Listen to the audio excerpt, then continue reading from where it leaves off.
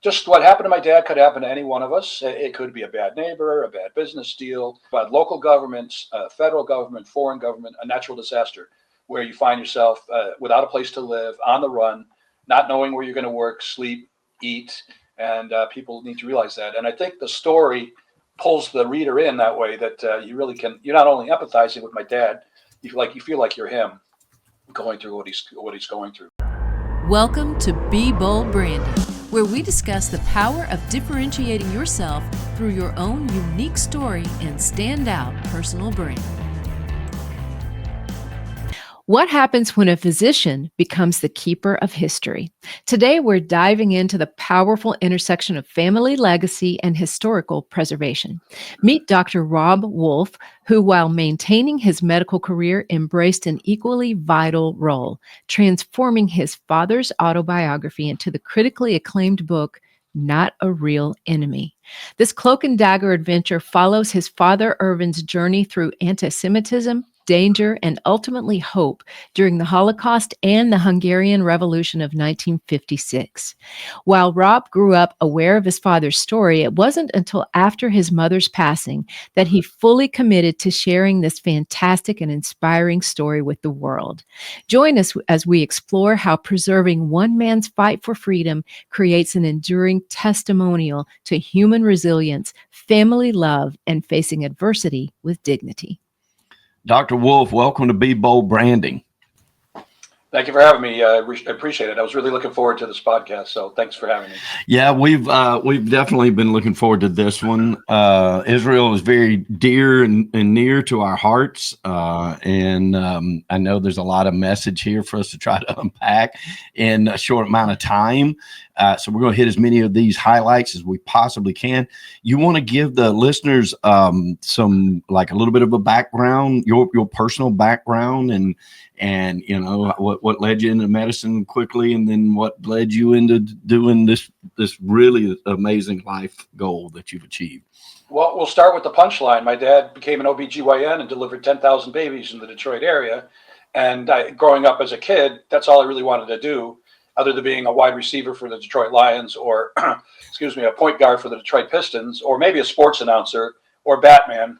All I wanted to do was be a doctor. So I loved what my dad did. I loved how jovial and jolly he was. And after all that he had been through, which I didn't realize as a kid, he was, you could never tell, everything, no sign of PTSD.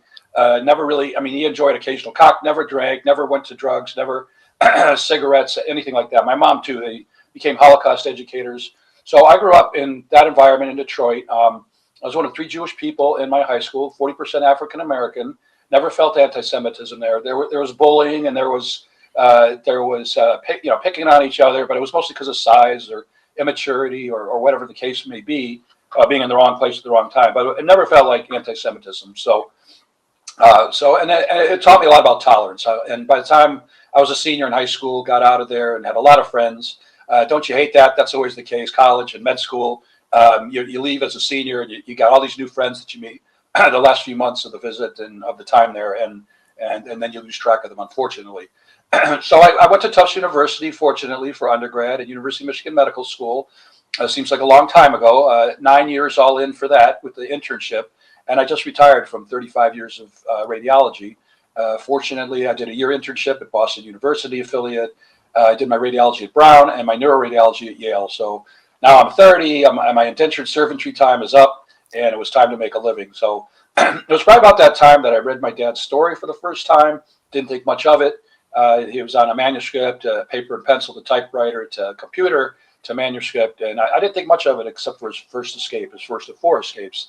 But then, flash forward, I read it again, and it was a life-changing thing for me. So I enjoy a lot of things: sports, music.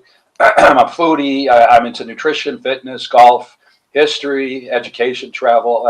I have a lot of interests, but lately, this has been my charge for the last 6 years. We started this project about 6 years ago, and the book's been out for a couple. And I love that. The miracles were just too good. The miracles and the stories were too much to just leave on a computer disc or on a computer screen. So I decided to turn my dad's, what was autobiography from the 70s, into a biography. 20 edits later, a co-author, Great team helped me put together this book, the story. And if it weren't for that team, including my co-author, Janice Harper, we wouldn't be here. So amazing stories combined with great book cover, great help with social media, all that kind of thing. It made me just, it was self-motivating, a heartfelt project for sure. So I'm a pretty well-rounded guy, but this right now is what I'm doing. This is my charge. Well, we love it, Dr. Wolf, because Tanya, and a lot of the listeners know, Tanya wrote her father's story, and a story to be expanded upon later. And part of the reason the story isn't bigger than it is because some of the people are still alive. And some things are still illegal. And so, Right. but no, we are, we this is close to us. So I want to ask you, like, first off, Not a Real Enemy as a title. What to give us some background on that? Wow, that's a great early question. Nobody's ever asked that question so early, so I love it. It was actually my co-author's idea. My original idea for the title was The Hungarian Papillon, the Hungarian butterfly, Dad's story. And well, Dad's story, there's nothing special about it, but the Hungarian butterfly, the Papillon, was the famous escape artist. We've all seen the movie with Steve McQueen. I think they did a redo, but the Steve McQueen, Dustin Hoffman one, it's an amazing movie and an amazing story. My dad didn't fall off a 200-foot cliff into the water to escape, but his escapes were pretty harrowing. So, but my co-author talked me out of that because she said the younger crowd won't understand the reference. The other title I had in mind was the Sixth Book of Moses, after the 5 books of Moses, the Old Testament, because my dad's name was actually Moses, Moshe ben Yosef. He was Moses, son of Joseph. And Joseph perished. Unfortunately, he was a dentist, perished with my dad's mom. Another story in Auschwitz, eyewitness recollection of what happened to them exactly took months later. A miracle that he found out about their whereabouts and what exactly happened to them anyway. So moving forward to Not a Real Enemy, the theme is, it's in the background throughout the book. I mean, Dad's always on the run or hiding or being persecuted just because he's Jewish. My mom too, the families, their friends.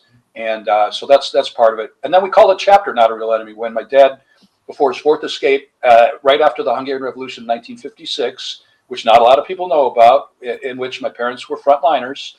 Dad was doubling down as a trauma surgeon besides his OBGYN, working 24/7 for 3 weeks, 2.5 weeks. And my mom was a med student and ran the blood bank. And my dad's risk tolerance by now, because they were escaping the next day, and this is his 4th escape. He even missed an escape, and that's another miracle in itself. We could talk about that too as a teaser. But he stuck into the medical school office and checked out his dossier because he didn't want to get arrested with some kind of with something hanging over his head if they were going to get caught trying to leave the country. So the place was a mess. It was all in shambles right after the war. Snuck between security guards to see what his dossier said, and the Soviets, in their arrogance, called him Not a Real Enemy. And in fact, the irony is my mom and dad were real enemies because they loved Mother Hungary. They would have stayed in Mother Hungary if things weren't the way they were, but they didn't buy into the Nazis. They didn't buy into the communists, although people tried to get them to follow the communist way. And so they left, and the country lost 2 good people, one who's a med student, almost an internist, and one who's an OBGYN and good doctor too. So in the end, he was a real enemy. No knives, no guns, no fisticuffs, but still brains and courage. Very neat. Wow, how fantastic. And you know, I want to step back just for a second because you said not a lot of people know about the Hungarian Revolution of 1956. Educate us more on that for those who don't know that, and why is it so important that people do understand that? Well, I'm no historian, and I know enough about it, but I don't know. I'm no expert at it like a true historian would be. But the Hungarians had enough of communism. They had, of course, this is after Stalin, who died in 1953, who we have a chapter just about the torture of my mom's uncle for doing an illegal Jewish wedding. So the communists were no better to the Jewish people, and of course the non-Jewish too. There was a lot of repression, and my parents just didn't buy into it. So in 1956, a group of students and young people, they gathered in front of a radio station, and a politician by the name of Imre Nagy nudged them on, no pun intended, but nudged them on to try to get their freedom, to get Hungary to be a democratic country after many, many years under the Iron Curtain. And so the war just kind of started spontaneously. It was some gunfire and snipers, but then it looked like maybe the war was going to end and the Russians were going to give some, but for some reason they sent in tanks, and now we have guns against tanks. And even though the Hungarians, however they did it, disabled many tanks, it was just too much. So Budapest got destroyed in about a couple of weeks. 3,000 people died in that war. I call the Ukraine war now the Hungarian Revolution on steroids. Historians compared that war, which we still haven't. I mean, we've helped, but look where we're at now. It's worse. So thank God the war was only 2 or 3 weeks, but unfortunately, the hardliners became even more so. So Hungary became a communist country for a long, long period of time, as you know, as they lost that war badly. At least it was a short war. But by then, my mom and dad had enough. You know, they were hiding under the Nazi reign, and the Hungarians, they couldn't talk what they wanted. Their phones were bugged. One of the cloak and dagger stories, as you say, was my dad arguing with an armed Russian soldier. This was his third escape as a med student, and he won the argument. I mean, and he made it to Austria, and because of fear of reprisal, then turned around and came back. So and then nobody even missed him. He was on call the next night. It was a Saturday night, and unbelievable. So yeah, little known war. It was just the Hungarians had been fed up with the communist rule, and this was their chance because it was a little softer at that point, but people had had enough, and it failed miserably. And like I said, my mom and dad wanted out, and you know, other countries have had revolutions too. Czechoslovakia, and Czech Republic now, and other the Polish people had. Not all the same time, but revolution can beget revolution. We've Right. seen what happened in Syria lately now, and I think the Middle East is really tired of war and all this belligerence against the Jewish people. Many Arabic countries have embraced Israel and accepted it because you're not going to beat Big Brother. I mean, let's face Right. it. You're just not going to. Let's just get along. Whether it's oil or trade or watching each other's backs. And one other thing about the Hungarian Revolution. So when my parents left, that fourth escape for my dad, my mom's only escape, but she spent most of World War II hiding as a little girl, scared to death, of course, with her mom and grandmother and uncle, and sometimes her grandfather, who was a rabbi, who was also killed at Auschwitz, unfortunately, a real threat to society, So, but when they finally got to Vienna after a very, very harrowing escape, my mom's stepfather met them in Vienna, and they begged them to come to Israel. But Israel was in the middle of the Sinai War at the time, and my parents had decided 2 wars was enough, so they decided to come to the United States instead. One other thing is if the communists had not salvaged Hungary at the end of World War II, rather, let's say it was the Americans or the English or the French or whoever, the West, I probably wouldn't be here either. I think I would have been grown up in Hungary if it was a democracy. My parents would have loved staying there, and if I was lucky enough, gotten to medical school in Hungary instead of Michigan. But it's speculation. But I have a feeling that's how things would have turned out. So amazing how decisions even going back to my dad's parents, the decisions they made as to where they wanted to live, who they wanted to live around, turned out to be a fateful, dastardly decision, unfortunately. So you never know. You never know. Like what you're hearing? Hit that subscribe button and learn how you can change how you're seen and charge what you're worth. You just don't. When your father, when they did come to the United States, was he able to maintain his doctorate degree from Hungary, or did he have to go through it again in the United States? My childhood pediatrician came from Greece, and they wouldn't give him his accreditations from Greece back in the late 60s and early 70s. So he just went through it again in the United States. But great question. And I believe that it's still going on. I'm not a foreign medical grad, but I've met many along the course of my journey in radiology. And the rule is you have to redo your residency. You might be the most outstanding doctor, but you have to redo your residency. So for my mom and dad slipping forward to 56, 57, they came to the United States. End up meeting my mom's father, who she hadn't seen in 18 years. And so that was an uncomfortable time for them. He had already been remarried. They went through all the checkpoints, ended up in Providence, Rhode Island, barely speaking the language. And another miracle, my dad ended up getting a residency in OBGYN at the Beth Israel at Harvard in Boston. So And for me, I couldn't get into any residency at any Harvard affiliate, truthfully, in any specialty. So it's amazing this foreign medical grad gets into the residency. He redoes it, and he barely speaks English, so he's taking the equivalent of elementary school and high school English, and he gets through it. And it's just amazing. And meanwhile, my mom was doing research because I never got to go back to medical school, unfortunately, because you have to pay the rent and you have to make a living. In the end, it paid off for them. There were no jobs in Boston. We're talking about now late 50s, early 60s. And so they came to Detroit in 1962, and that was my dad's first job. And then he got a couple more jobs down the line and ended up doing 24 years of OBGYN. And that's where I was born and raised. So, wow. Super. That's where the jobs were, Detroit. And also a lot of the Eastern Europeans, a lot of the people from Poland and Greece, even, and Hungary, Romania, Czech Republic. And believe me, my parents wanted to meet all of them. And unlike what's going on now, and here's a lesson, I'm the same way. They reached out to a lot of people. They had a lot of friends that were Muslim, Asian, Jewish, Christian, all over the world, Indian, continental African. And they reached out. They wanted to learn about their cultures. They wanted to meet other people and ask them about how their upbringing was. And they engaged people. And I think we need more of that in the world too. So. We definitely do. Yeah, absolutely. Yeah, you know, two things come to my mind. I've got a friend, one of my best friends. In fact, we're going to Salt Lake City to visit them next week. He was raised in Novi, right there, you know, north of right there. Right there. So I would go, and he's a foodie too, right? And he's lived all over Vegas and Orlando, and now there's Salt Lake and all this. He used to take me to a Hungarian neighborhood. I couldn't put my finger on it right now, but I can find it in my notes.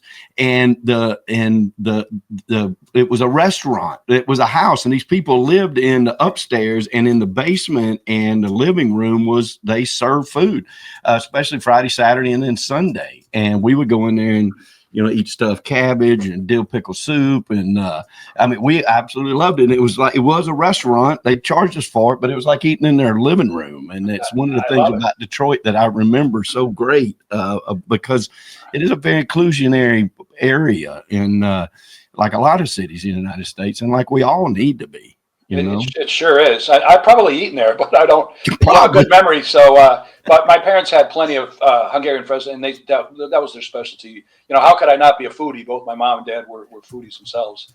Yes. Red paprika and everything, whether it's the eggs or the chicken or the cucumber salad, which is always good.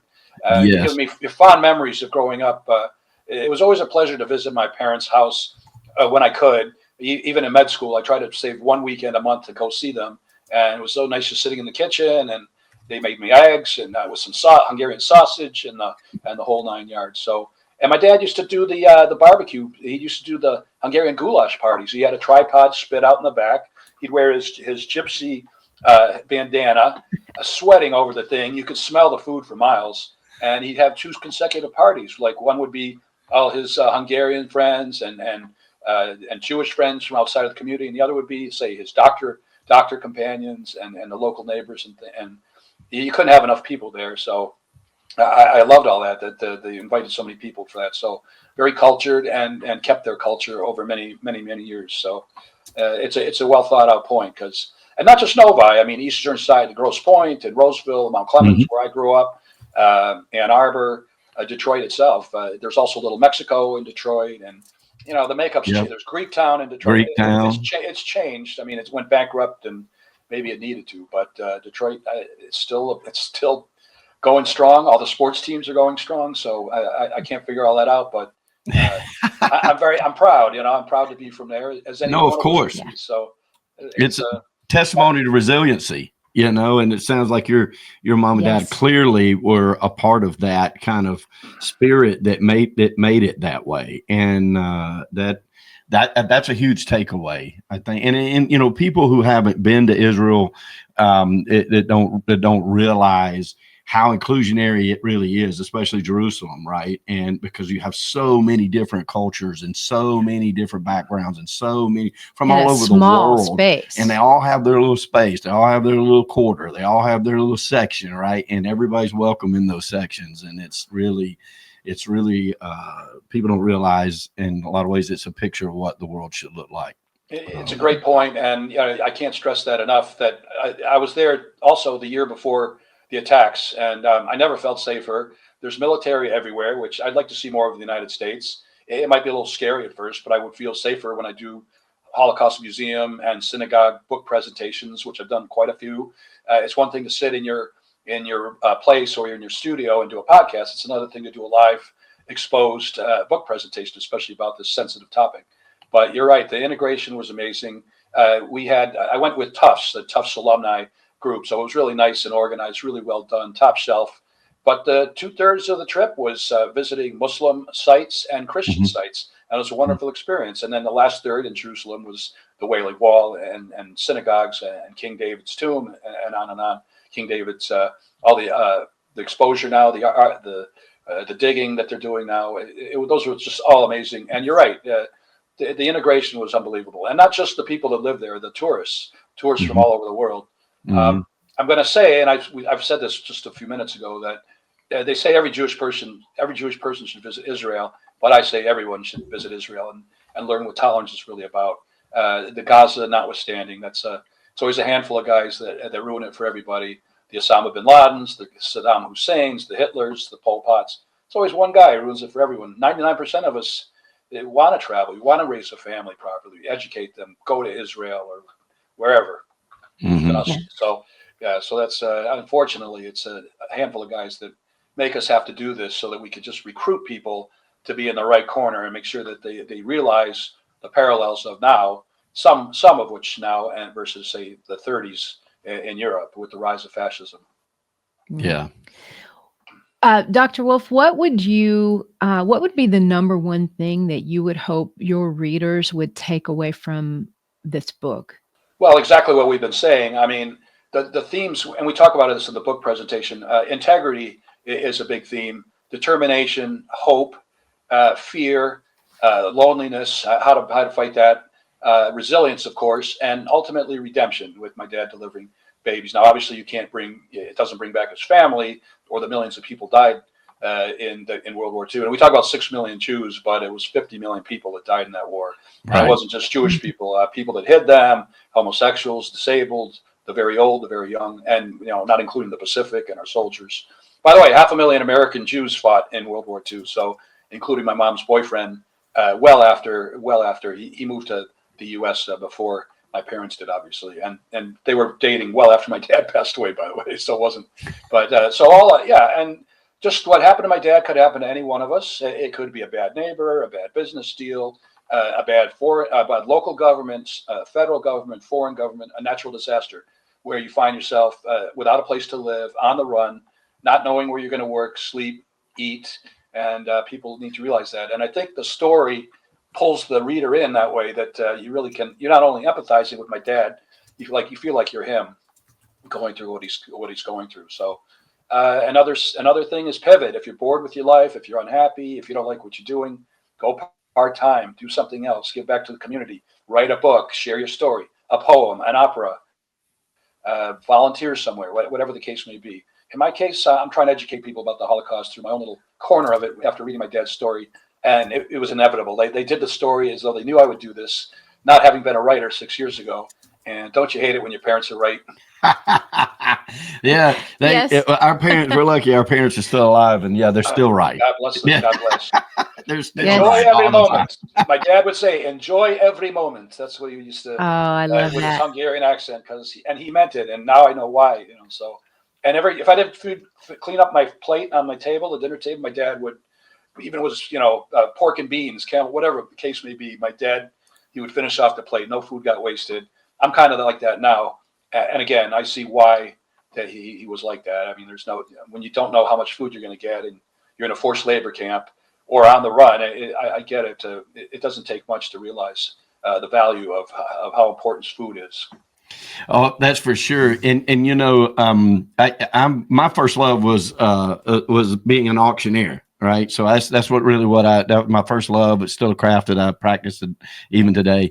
And I went through auction school with an immigrant from Hungary. right? And he Oh, come that's over to the great. United States as a young man that didn't know any English, anything like that, and he could tell you the funniest stories about what I wouldn't have thought was funny at the time, right? But he even told me about like getting the owner finance this pig farm in South Georgia, and he paid on it for like 10 years, and then the guy, the paperwork wasn't legit, and the guy just took it out from under him, and there went 10 years of all this, And by the time I met him, he was an older man, and he was just doing it for fun. He's just, I always thought it'd be cool to go, go to the school or whatever. And he had become a multi-millionaire. Like he owned property everywhere, and most jovial man you ever met. And I remember to this day, he told me that he hit the best lesson. He's like, never be afraid to better yourself, Michael. Never be afraid to take the chance to better yourself. And it's sort of like what you were just saying. I mean, even down to, hey, I'm not happy with my job, right? Well, do some soul searching and figure out what you'll be happy with. It's never too late to start again. And I learned that from him. And it just dawned on me when you said that. I was like, oh yeah.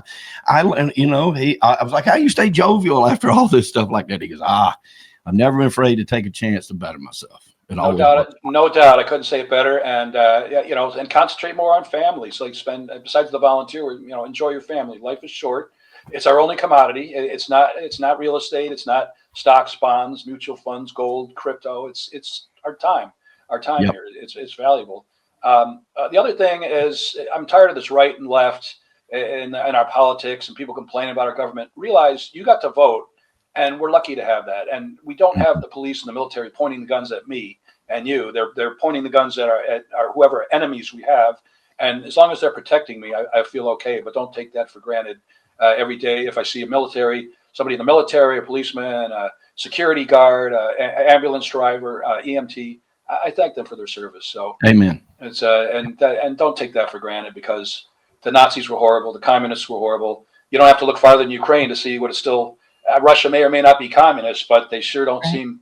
They sure seem like an oligarchy to me, even more so than America. I mean, sure, we keep hearing that word, and believe me, it's not by comparison. By comparison, you're exactly right. So true. Well, Dr. Wolf, we always wrap this up with 3 takeaways that we've learned from you today, and then we finish up by having you, share with the audience how they can learn more. But here's the 3 things that we took away today. Resilience is key. It takes a resilient person to face adversity over and over and still do all the things that your father did. And even you, to this point where you've decided to take up the mantle and push his ideals forward. The second thing, ask about culture and upbringings, right? What your parents did. And because that perpetuates a sense of community and tolerance. And then the third thing is a massive life change can happen to anyone at any time. So I love your word pivot. Pivot now. If you're not living the life that you want, pivot now, because you can. And we'll add a 4th, because you literally just said it.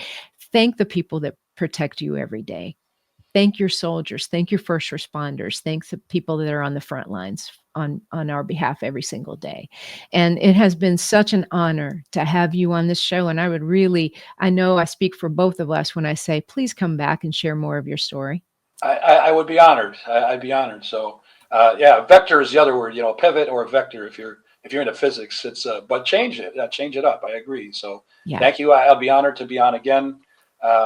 If you want to know more about me and the book, may I show a picture of the book real quick? Absolutely. Please do. So, not to get into all the details, but I want to make sure there's a little glare. So that's 4 awards. 4 escapes, 4 awards, 20 miracles in the book. And, I'm not the type to pat myself on the back. The awards were very heartwarming. I owe my whole team on that too. And I guess the important thing is that people in the know, people that like to read, that are critical about reading, saw the quality of the work and the importance of it. And I guess that's number 1. And number 2 is, if it doesn't help me with my charge in fighting anti-Semitism, if I don't get more people to convert, to go to their governor, the government or whatever, and ask about anti-Semitism or change people, then it doesn't really matter. But the book is doing that, and that's what it's well appreciated. I'm on robertjwolfmd.com. That's my website. I've got a lot of videos, a lot of content there. You can the book's available at Amazon, Barnes and Noble, Walmart, Tufts University, my alma mater. and 4 Holocaust museums, the United States Holocaust Museum in DC, where I was privileged enough to do 2-day book signings last year there. And I could do that every day. That's just great, meeting the kids and families and talking about all of this, and then some. It's also available at the Illinois Holocaust Museum, the Long Island. It's the Holocaust Memorial Tolerance Center of Nassau County in Long Island. I just did a book presentation there, and also the Zeckelman Center in Michigan. So I've had a lot of support out of Michigan, including my hometown. That's great. If you Google "Not a Real Enemy," if you Google Robert J. Wolf, MD, you'll find me, almost guaranteed. I spent a lot of time and effort on this, and I'm on social media across the board. And I have tried to link with you guys. So if you find it, I sent you an email too. But I sent you guys some. I CC'd you in on today's post, which was about this podcast. So X, Meta, TikTok, LinkedIn is my favorite. I think it's the most professional.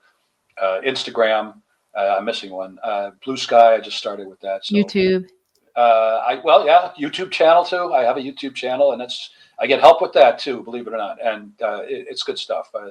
20 TV interviews, most of them are on there. Many podcasts, probably this one too, hopefully. So once it's out. Absolutely. You bet. And we're going to put all of that in show notes too. Encourage every listener, pick up this book. I know we'll be getting a copy of it and reading it. I look forward to that for 100 reasons. Dr. Wolf, thank you so much. Thank you so much. Invite me to Atlanta. I'm pretty flexible. I recently retired, and I don't say no to anything. So synagogues, JCCs, churches. I've got my first university coming up, University of South Carolina, near Savannah, of all places. Yep. So that's coming. So anything, it all helps. And feedback about the book it means a lot to me. I think you'll like it. I'm sure we will. Thank you once again, sir. Such a pleasure. Thank you. Ready to change how you're seen and charge what you're worth? If you're not getting enough opportunities to meet with ideal customers, or the prospects you're meeting with just aren't ideal, it's most likely your brand that's holding you back. So if you're a coach, consultant, or expert who is on the rise, you need our ultimate guide to a freedom-based brand. Download it free now at BrandFaceGuide.com.